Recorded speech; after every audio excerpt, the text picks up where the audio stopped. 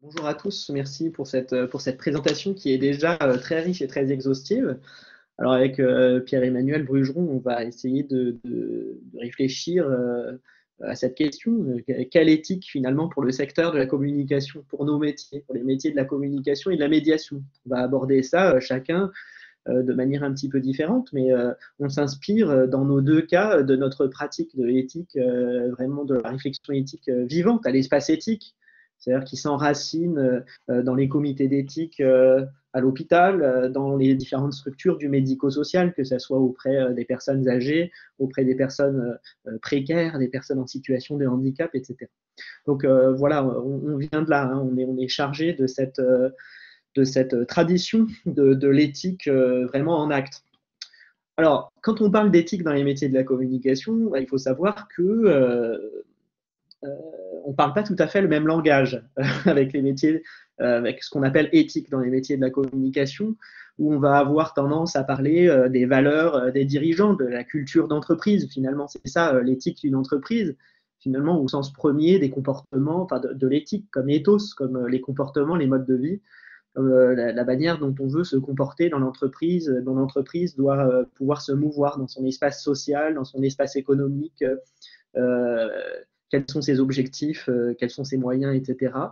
On va parler aussi d'éthique en termes de charte éthique en entreprise. Donc là, on parle plutôt de déontologie, de code déontologique, et donc de règles en réalité qu'on va chercher à respecter. Donc dans ce cas-là, on parle d'éthique, en réalité, on parle de règlement ou de réglementation qui peut avoir deux dimensions, hein, qui peut avoir la dimension légale, voilà, l'éthique d'un métier, la dimension comme le code de déontologie pour les médecins, donc là, respecter le consentement des patients, etc., le secret médical, beaucoup de dimensions comme ça. Et puis il y a une dimension aussi peut-être qui va un petit peu plus loin, une dimension morale. C'est-à-dire, voilà comment on conçoit, nous, notre métier dans notre entreprise. Donc, il y a cette première dimension de la culture d'entreprise, cette deuxième dimension qui est une dimension finalement quasiment réglementaire.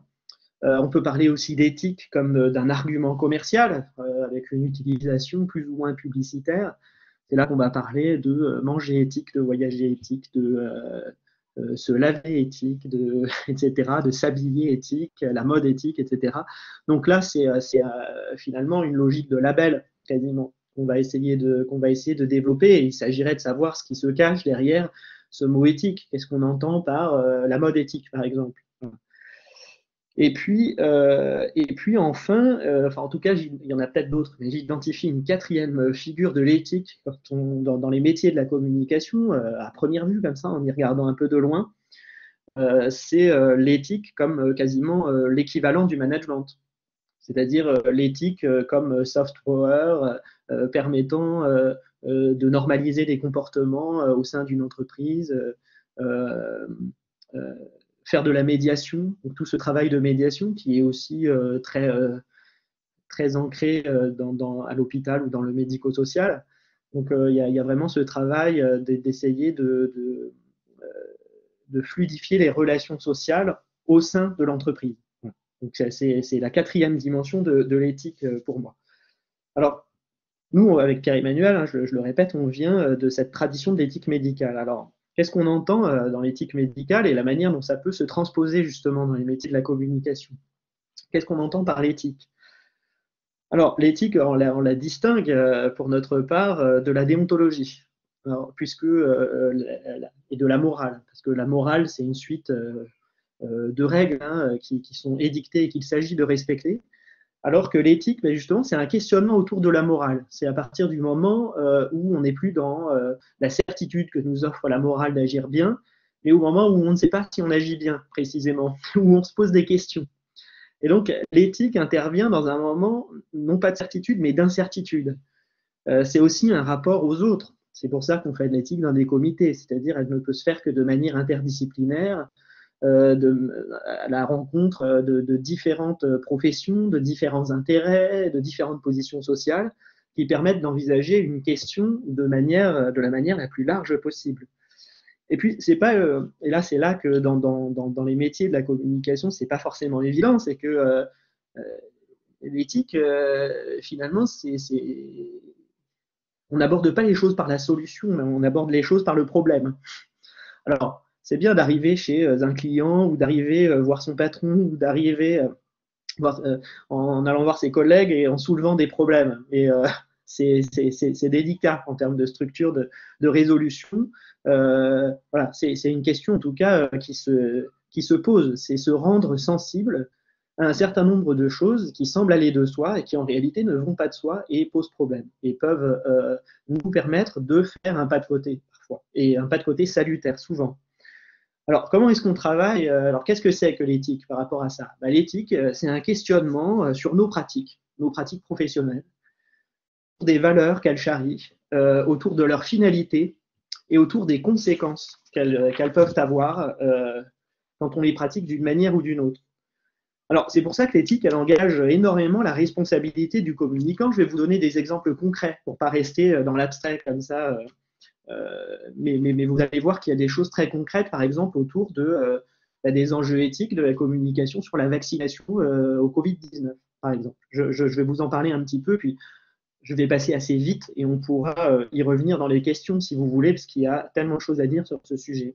Donc l'éthique, elle engage la responsabilité du communicant qui permet d'identifier des enjeux justement problématiques, de s'y rendre sensible. Là où souvent on répond à une commande sans trop réfléchir à ce qu'on est finalement en train de faire.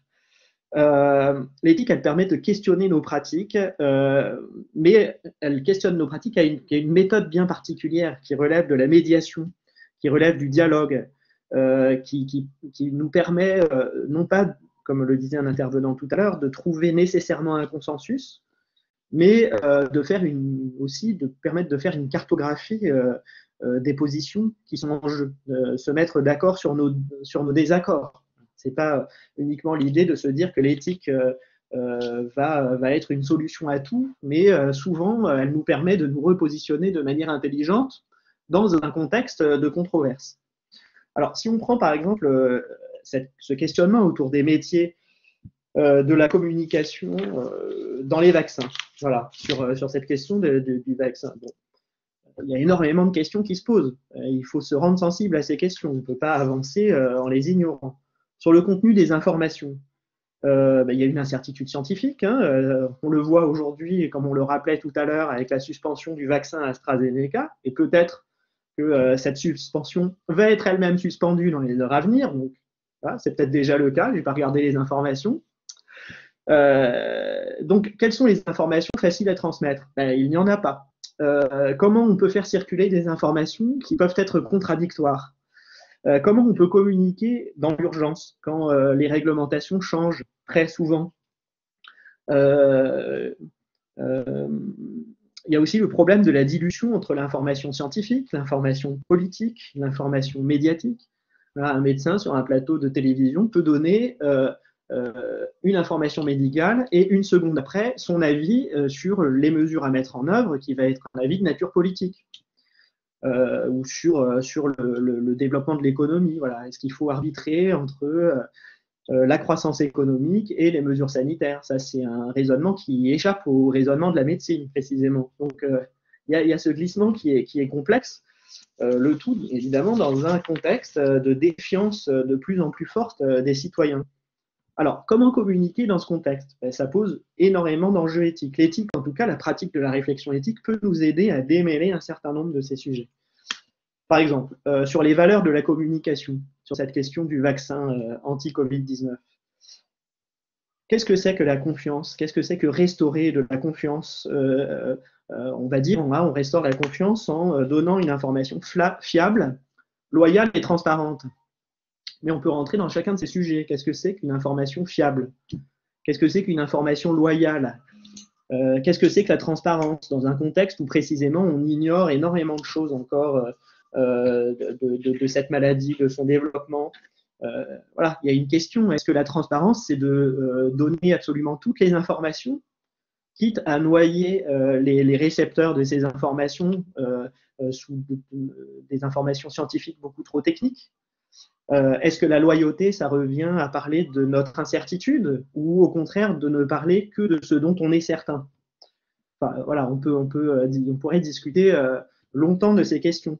De la même façon, sur le rôle de la communication, à la fois pour les agences, les grandes institutions publiques, les équipes de recherche, etc., est-ce que le rôle du communicant, c'est de favoriser le consentement des populations à la vaccination? Est-ce que c'est favoriser l'autodétermination, c'est-à-dire leur donner les moyens de faire leur choix en fonction des informations dont on dispose aujourd'hui? Donc, est-ce que c'est une troisième voie, ça serait de favoriser l'acceptabilité des mesures. Donc, est-ce qu'on est dans le consentement, l'autodétermination ou l'acceptabilité finalement quand on fait une campagne de communication sur ce sujet? Ça pose la question du rôle de la communication en santé publique notamment. Et puis ensuite, les conséquences possibles de cette communication. Par exemple, je vous donne qu'un exemple, mais auprès des personnes les plus vulnérables, est-ce qu'une certaine communication qui est, on pourrait dire, loyale, puisqu'elle transmet des informations qui sont fiables, est-ce que ce n'est pas une communication qui peut générer plus d'angoisse que de bienfaits? Et donc, dans ce cas-là, comment on fait pour faire une communication qui ne rajoute pas de l'angoisse à l'angoisse et des problèmes psychologiques à des problèmes sanitaires préexistants? Ça, c'est une vraie question quand on parle à des personnes vulnérables. De la même façon, est-ce qu'il est nécessaire de jouer sur l'effet d'entraînement, de dire bon ben voilà, faites-vous vacciner parce que moi je me fais vacciner en montrant son exemple personnel. Voilà.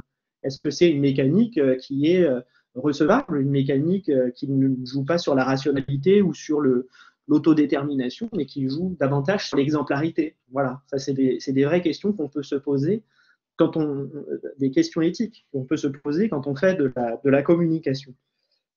Alors, en dernier point, avant de laisser la parole à Pierre-Emmanuel Brugeron, on peut se poser la question de savoir, une fois qu'on a posé comme ça un certain nombre de questions, comment est-ce qu'on peut développer une réflexion de nature éthique en entreprise, dans les métiers de la communication. Donc, dans les entreprises privées, dans les entreprises publiques, dans les grandes institutions, dans les agences de communication, chez tous les acteurs qui s'occupent de communication et de médiation. Alors, est-ce que l'éthique, par exemple, doit être intégrée dans les structures du dialogue social? Est-ce que l'éthique nécessite la pratique de l'éthique, en tout cas, nécessite des comités d'éthique créés pour cela? Si c'est une nouvelle institution, comment est-ce qu'elle est rattachée dans l'organigramme? Qui participe à ces groupes de réflexion? Pour quelle culture d'entreprise? Dans quelle temporalité? C'est-à-dire, est-ce que le comité d'éthique dans une entreprise a pour but de résoudre des problèmes qui se posent ici et maintenant? On saisit un comité d'éthique. Ou bien est-ce que c'est des discussions, de la préparation à la résolution de dilemmes que les équipes vont pouvoir résoudre, je dirais collectivement, mais ponctuellement, au sein d'une petite réunion qui n'engage pas un comité d'éthique rattaché à la direction, etc. Donc, comment est-ce qu'on conçoit cette réflexion éthique dans les entreprises? Ça, c'est une question qu'on a commencé à traiter de manière très intéressante avec un industriel avec lequel on a travaillé il y a quelques temps, qui justement se posait cette question de savoir comment, dans son industrie, il pouvait commencer à engager cette réflexion éthique avec ses salariés, ses cadres dirigeants et ses cadres intermédiaires. Et c'était une réflexion qui relève à la fois de la culture de l'entreprise, mais aussi une question institutionnelle. Et c'est là que ça devient très intéressant quand on se confronte à cette question aussi, qui est une question très concrète. Donc voilà pour ces quelques mots sur ce que peut apporter la réflexion éthique dans les métiers de la communication et la manière, enfin en tout cas quelques pistes pour essayer voilà, de mettre en œuvre très concrètement cette réflexion éthique sur le terrain.